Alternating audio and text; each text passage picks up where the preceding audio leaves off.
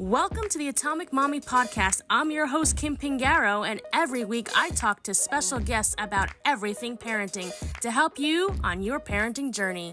Be sure to like and subscribe this podcast so you can get notified whenever I publish a new episode. Now let's get to it. Today's special guest is Raymond Kopakowski, and he is the partner coach. His mission is to help people find happiness through equality and value in each other. His motto, partners first. To learn more about what Raymond does and teaches for partnerships, visit his website, innerpowerinsights.com. Thank you so much, Ray, for being a guest on the Atomic Mommy Show. I'm really excited to talk about this topic. I know it's something that I've never covered before. So you mentioned that you want to talk about the perils of being the third wheel. And that basically means, when baby makes three, right? Yeah, absolutely. So Yeah, that's okay. what's your take on this concept of becoming the third wheel?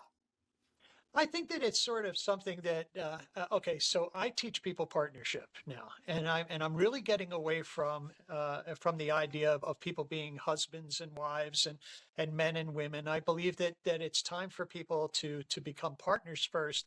And you just happen to be a woman, and I just happen to be a man, but we're partners first. And so partners dictate what the priorities are, and so and so. We're going to talk together as partners. We're going to talk to each other to decide how we're going to handle situations, how we're going to talk to each other, basically how we're going to protect a partnership. So what was happening in my sessions, I do individual and couple sessions. And what was happening in the sessions is I recognized that women are taught from a very, very early age that they're going to be mommies. I Yeah. mean, when you're a baby, you get a baby doll, for God's sake. Yeah. So it sets you up with this idea that you're going to be a mommy, and that's going to be your priority. You're in charge of taking care of that baby. And everybody hears it. Everybody recognizes that that's what happens. Well, a guy comes into play and he really likes you and he enjoys spending time with you, and and you're you're having a great time physically, emotionally, and all this stuff. And then a baby comes in, and everything that you've been taught kicks into place. Guy ends up feeling he's like, well, what happened? Where did she go? She's always with the baby. She's always taking care of the baby. And then he ends up feeling guilty about feeling like, where's my time? Yeah. What's going on with me? How come I'm being left to the side? She's taking care of this thing. And that kind of stuff can easily be remedied by talking about it ahead of time. And it's important for both people. I recognize that guys, especially when they start feeling guilty, then they pull away, and then they end up on the outside waiting for crumbs. Women look at that and they say, because women expect that a guy is going to know they're having a baby. They Yeah. got to take care of the baby. They expect that a man is going to know that, and that he's going to act in accordance with that. And so women will turn around and say, now I have two kids. I just had a baby, and now I got another baby on my hands, and I got to take care of him too. Inside a partnership, this would be very different. When people develop partnerships, then they say, okay, so we're going to have a baby. Okay, we're going to have a baby. How do I help you? What are you going to need from me? What this does is it puts a woman in a place that in regular relationships she's not likely to be in. Sometimes it happens. I'm not saying all the time. But to have a partner there that knows what tries to know what you're going through, and which is, especially after you have a first baby, is going to be very difficult. But really to be able to say, how do I help you? What do I need to do here? And how can I be a good partner to you while you're going through this? What is it that you need from me? And for a woman to say, I have a partner. I may as well take advantage of this situation. I may as well include him. Why would I not want to do that? And then if something ever happens, that's part of taking care of the baby. It's part of taking care of that priority, is to make sure that a man knows what to do, a man knows how it's going to work and all this. And even if it's just a simple thing of eh, you know, I just had a baby, and I got to tell you what drives me crazy is the house is a mess. That makes me completely nuts. Well, if a guy understands why he's doing that, and he understands that he's part of it, he might be doing the house cleaning a little bit more, like readily available to do that kind of stuff. Is that sort of making sense? Yeah. You So know? so basically you're talking about I'm noticing two sides of it. So there's expectations that, partners have of their partner. And then there's also the communication that has to happen with each other. So I'm a mom of four.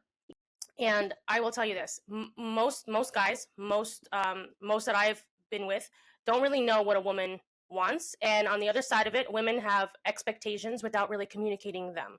Um, and that seems to be like a disconnect of whether, how we were raised, or that society, or that's just culture, whatever it is. It seems to happen a lot where there's that disconnect. So when you add a baby to the mix, and Yeah. you're like, I'll give you the example for me. When I was pregnant, the first time around, the very first time, I had no idea to even ask those questions of my partner, to even say, hey, are you feeling in a certain way? How are you feeling? Is there something that I should be doing to be a better partner while I'm pregnant? In my head, it was like, well, I'm the pregnant one. So you should Sure. be asking me how I'm feeling, right? And it's sort of like this, I don't want to say egotistical, but in a way it is, because we are raised from a very young age with a baby doll and how to be maternal and how to care for others. And so we have that natural growth with that mentality, whereas as men, and don't, and I'm not saying all women and all men, but definitely a large majority don't have that capacity to produce that maternal instinct. And when you do that, when you cause that, and you don't have the communication there, it does cause a sense of like the partner feeling, oh, I'm the third wheel. She forgot about me. Oh, what about me? What about my needs? So I completely understand where you're coming from with that. And I'm lucky that in my second marriage, my husband is a better communicator than most, I would say, and he does tell me when he needs things and when I'm not stepping up to the plate. And because it's my second marriage, I've learned a lot, learning how to respond to that in kind, without feeling attacked, without feeling as if I'm not good enough. Just basically hearing that he's got something that he would like me to rectify, and then me producing a resolution to sort of fix that, right? So what do you say to couples when it's their first baby and they have no idea? Yeah. Well, you see, the thing that needs to happen here is the understanding about the dynamic of partnership and why you'd want to be partners. Just because you're attracted, just because you're married, doesn't make you partners. True. In a partnership, my idea about partnership, which I find is different than relationships, is I go into a partnership with one thing in mind: I want to be happy. And if I'm going to be happy, then how am I happy with you? What do I need to do for you? What questions do I need to ask? What is it that I need to give you so that you feel loved, or you feel cared for, or you feel a part of? Whatever it is that you need to do, I want to do all that kind of stuff because it makes you a better person for me. So my book, did you see my book by any chance? I don't. I'm gonna be honest with you. I have not checked all my emails, so I'm pretty sure I Quite, didn't. quite all right. See if you can do that. It's Universal Guide to a Healthy Selfish Relationship/Partnership. Relationship is crossed out. But the most important thing here is that the healthy selfishness. Okay. And everybody should be going into deciding about a partnership because they are selfish. They want to have a good, healthy selfishness. Now, a negative selfishness would be manipulation, would be trying to control somebody, trying to shut a woman up. That's always like, what do I got to do to shut her up? God, I don't know how to talk to her. I don't know how to do anything. What do I say and do to shut her up? That is a negative kind of selfishness. A positive selfishness would be, she seems to be upset. What do I need to do? I need to talk to her. I need to find out what's going on. I need to find out what she needs. I need to tell her that she's not alone. I need to tell her that I love her and that I care. I need to have a barrage of things that I value about her to be able to say, listen, I'm not pulling your leg here. I really like you. I like the way you talk. I like the empathy that you show. I like how good a mother you are. All those kinds of things, and particularly being able to say that to a woman is going to be able to alleviate a lot of the things that she worries about. And why are we together? What are you doing here? What do you want from me? All those kinds of things. When a man makes his intentions known, and my intention would be, I want to be happy, I want a good partnership, and I want it with you. That's my intention. So if you know my intentions, then you're going to be able to say, hey, listen, I need this, or I need that kind of thing. Or you don't have to wonder whether I care about you or why I'm with you, because you know why. You know that I'm here for these reasons. So I'm going to spend this time trying to figure out what it is that you need. And on the flip side of it, when a woman's pregnant, one of the first things, I don't know why I say first thing. Well, one of the things that because I'm talking, rapid fire. One of the things that she might want to do and consider is making sure that she knows that he's a man. He's going to respond differently. He was not brought up with a baby doll. He doesn't understand this. And for the most part, most men say that they want to have children and they have no idea what they're talking about. They have no idea what they're in for. So understand that that's going to happen, and then be able to talk to him about what it is that you think is going to happen, especially in first time, being able to say to a guy, I really don't know what I'm doing. I mean, I think I do. I'm scared to death. And being able to say that kind of thing, and I really do need your help, and I really am going to need you to be here. Okay, so you say all that kind of stuff to somebody, and then they have some kind of indication as to what it is that they're going to need to do to help you out. Because if they don't do something and all you do is get pissed off at them, you're just going to push them away further. Yeah, that's true. You know, you're going to shut them down. Yeah, that is true. When I had my third daughter, my husband was very much like he was a brand new dad. We were newly married, and he was a brand new dad, and he went much through the same similar feelings you're talking about. Well, if she's gonna, she's got more experience as a parent. That was my third child. That was his first, and he felt very much alone in that regard. Well, what do I bring to the table as a parent? What do I the baby's so little, like I don't know what to do with the baby, and it became very much a leaning on me to sort of walk him through. And the expectation was that I had was, well, you're a dad, you should know this, right? And it took a Yeah. couple of months after the baby was born to communicate to each other in a way that worked for the two of us. And we finally were able to find, the same, like, equal footing, where I could explain to him what is required of him from me and what the baby might need from him.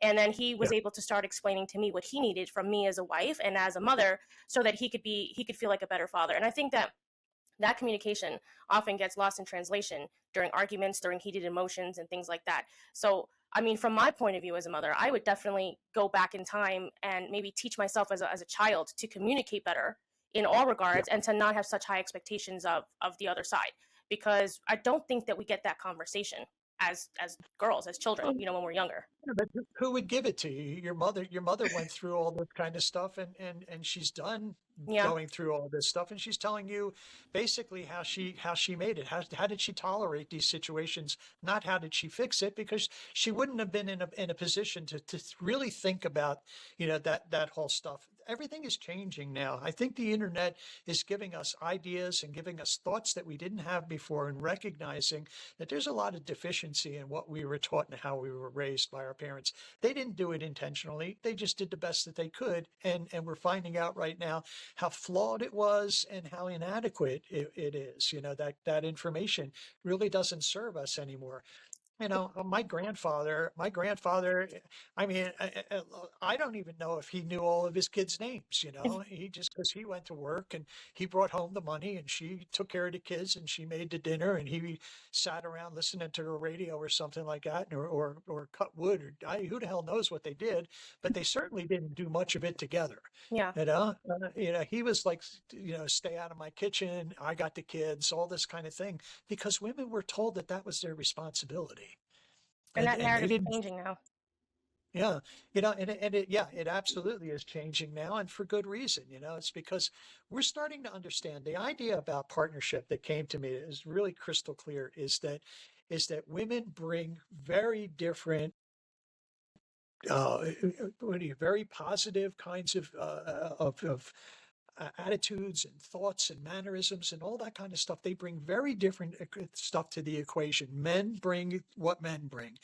And when they're worked together, when we find out how, I'm in a relationship with a woman, she does not, she doesn't let anything go, for one thing. The reason that she doesn't let anything go is because it's not complete. Because all the information about whatever it is that we were talking about has not gotten to the bottom end. Maybe we talked about an issue, but we didn't talk about a problem. Maybe we talked about a problem, but we didn't talk about a feeling. And all those things are very important for the health of a relationship. If you don't know that they're important for a health of a relationship, you're going to think she's a pain in the ass. You know? That's So, true. so I don't know if I'm supposed to say that kind That's of okay. stuff, It's true. but It's true, and vice versa, because it's the same could be said about the men as well. There are some men absolutely. that definitely don't let things go, and they can be termed the same thing. It is a duality that occurs in both sides, but at the same time, Uh-huh. it really does separate us and divides us sometimes. And those things, see, the thing that we don't know, that I love working with people, and I love helping them, like wake up or something like that, because people think that the issues are the problems, and the issues are never the problems. People think that negativity is like, you got to get over negativity, you got to get through it, you got to, get to the other side of it. It's not right. Negativity, they're both opportunities. They're both really good opportunities for us to look. Like, issues show the problems, negativity shows opportunity. Opportunity for me and you to talk about what happened. It's not just negative, it's a lesson. There's a lesson there that we go, why did we do this to each other? How come I didn't want to hurt you, but you got hurt. So what happened? What can we do next time so that you don't get hurt? How do we do this kind of thing? And we can only learn that because we have a need to. And it's a better way to handle negativity. And it also shows the person that you're with that your intention is to have a good relationship and to be able to fix these things. So now that you're talking about that negativity thing, right? I want to ask you this question because it should be asked. So when a couple is getting together, is this so should we ask these questions of each other in the beginning when the relationship is just starting so that we can figure out if we are going to be more than just attracted to each other? Or is this a conversation that happens once we figure out that we're, pregnant and we're having a baby? No, it's just, no, it's first. It's first. It's absolutely first. The idea about partnership is that we're attracted to each other. We like spending time together. Maybe we're catching some feels, and is maybe we're a little bit in love. Okay, that's really good. Now we take that off the table and we say, okay, so now what are we going to do? Now that we really like each other, if we want to become partners, then we have to start to talk about these different things. What happened to you in the past? Why did your last relationship fail? What's going on? What have you learned about it? How do you like to be treated in different situations? How do you like to be talked to? All those kinds of things are things that we want to do because we want to build a healthy partnership. People in a partnership can have a great relationship if they decide that that's what they want to do, but they want to talk about it together first. They want to bring in all the things that they can, put it all on the table, because what we're trying to do here is bring two people together in the healthiest way that we can do this. You know, it didn't work when we tried to do it later on. It didn't work when we had a baby and we had to turn around and rush to try and find each other. There were more important things to do when we could have been, okay, I remember you talking to me about how you felt when, at the third month here, when all of a sudden the fantasy part of this started to slip away and you started to, I see that now, so how do I treat you now? What do we do? And that kind of stuff is very important. But understand that the reason that we do this is back to that selfishness. The reason that we do this is because I know that if I know these things ahead of time and I treat you well, then our partnership is going to be healthy. And that's what I want. So now I'm going to ask you this question. We're talking about partners and talking to each other. There are, at least on my Instagram page, there are a lot of women who talk about their husbands not understanding them, their husbands not doing what they want them to do, etc. What would you say to some of these women who are married, who have children, who want their husbands to do these certain things to understand them better, to have more expectations? What are the things that you would have them ask their husbands so that they could maybe understand their husband's side as well? I think the first thing that you do is very important, is to say, are you happy? Are you happy with the way things are going? We, on a daily basis, you see that I'm angry. You see that I'm distant. You see that I'm, trying to, I want things to be better. And all I keep doing is yelling at you, and I keep talking to you, and all this stuff. Is this the way that you want it to be?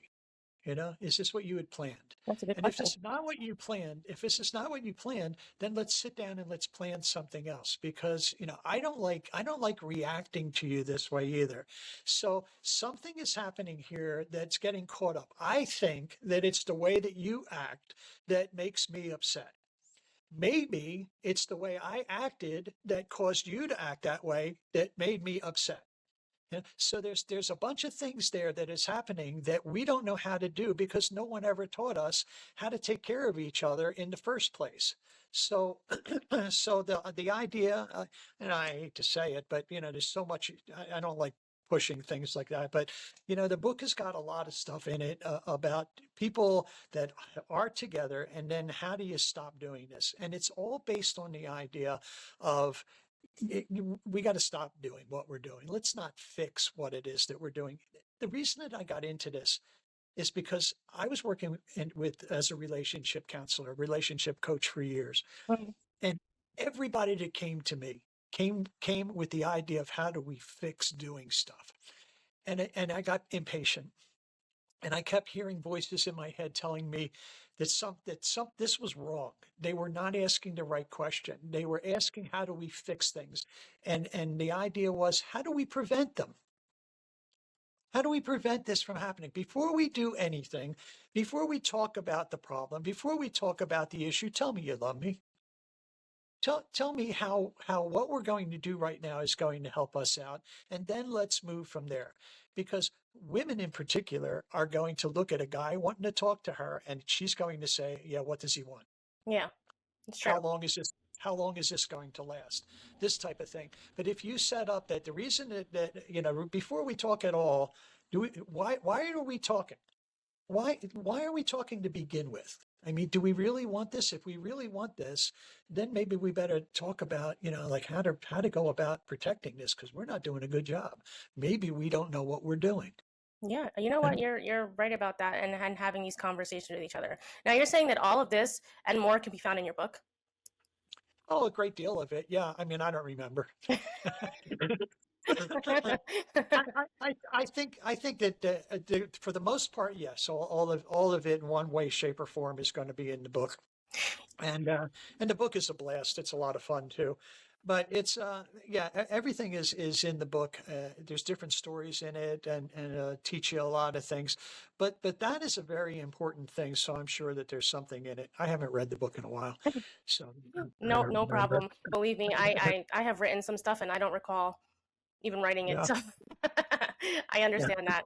So let's real quick go over about how we reach out to you if we want to get some more guidance on how we can, have a healthy selfishness, but also a partnership with that. How do we reach you? How do we find you? How do we even ask for your help? Oh, sure. Well, you can reach me at ray.innerpower@gmail.com. That's you can look me up. My website is innerpowerinsights.com. Innerpowerinsights.com. Yeah, yeah. I have a phone number you can call me, and I'm still taking in clients. I do individual and if people need partnership stuff, sometimes I break them up into individual sessions to help them understand what they're doing, and then we work on the partnership part of that. And you can reach me at 602-487-4805. That's fine. I think the other things are right. I don't know. The- So do the- you the- do you do virtual also? oh yeah, yeah. That's all I do. I use WhatsApp, and sessions are about an hour or so. It just depends on what people need, and. But I am taking in people right now. So, and I'm going to start doing a Hey Ray Q&A on TikTok, and people, and it's going to be. I'm trying to figure out how to get it so that they can talk to me. I haven't been doing this very long, this part of it, but I think it's a really good idea to get people to come and ask their questions, and I'll be able to talk to them and answer whatever. That's I'm actually a looking really good forward to that. idea. I think a Yeah. lot of couples or people who are in relationships might actually ask you some serious questions about how they can do things, and maybe they could even maybe you could feature some influencers talking about that and have them go on live with you so that you can answer some questions. I see. I would love that, and I have no idea about how to do any of that kind of stuff. You see my sign? I just got a sign. Hey Hey Ray Ray, Q and Q&A. A. Uh, my hair looks better. My honey's going to be upset that I didn't wash my hair today, but I thought it looked like that. You got to take care of it. Well, at least you Yeah, guys can because communicate she's that. a woman. What's that? I said at least you guys can communicate to each other what you don't like about each other's hair and things like that. Not everyone can do that.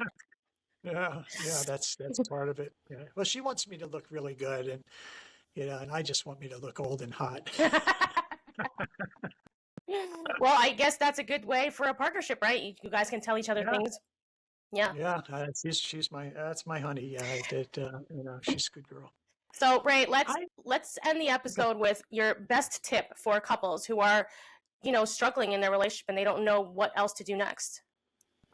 uh, the best thing is God. There's so many really good things. What to do next. Um, I stumped you. yeah, I'm going around. I know it's about I think the best thing to do is really to develop an idea, put together a list for yourself about what it is that you value about each other and what it is that you're putting at stake. What are we risking here? If we keep going the way that we're going, what are we putting at risk? And do you care? Do you care that we could lose each other? If you care about that, then we got to stop doing what we're doing. We got to find something else. I love that. I love that idea. I think it's a very powerful tool that many of us do not realize can be very helpful in determining how we move to the next step in our relationships, our partnerships, so that they don't Yeah, fail, or that we realize that it's time to do something different. So I do love that. yeah. That's a great idea, Ray. Thanks so much.